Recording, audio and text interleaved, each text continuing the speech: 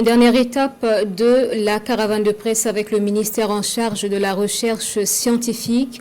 La plateforme de recherche de l'université Daniel Wenzen Coulibaly à Dédougou, cette unité est spécialisée entre autres en microbiologie et essais agronomiques. Des essais justement sont en cours pour trouver de meilleurs biopesticides au profit du niébé. La visite donc. L'université Daniel Wenzen Coulibaly de Dédougou compte 62 enseignants-chercheurs qui, en plus de la formation, mènent la recherche notamment en biochimie moléculaire, biochimie et microbiologie. L'accent est mis sur la recherche de virus et de certaines bactéries pathogènes existant dans l'environnement et qui peuvent contaminer les aliments consommés au quotidien. Ce que nous faisons, c'est de rechercher ces bactéries dans l'environnement, dans l'alimentation, et puis au niveau des sels diarrhéiques des malades, et nous faisons une comparaison.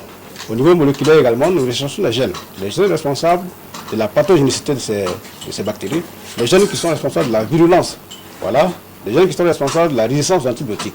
C'est vrai qu'il y a des virus qui sont pathogènes, notamment les virus de l'hépatite A et E, qui sont retrouvés dans l'aliment aussi, que nous pouvons consommer et être infectés. Mais nous faisons aussi la recherche des virus qui sont utiles, que nous allons utiliser pour combattre les bactéries pathogènes.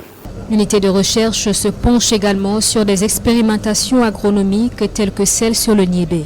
Elle consiste à tester l'efficacité de biopesticides contre les ravageurs et les maladies du céréal en question. 5 pesticides dont la pichie et l'huile de Nîmes sont en test en ce moment.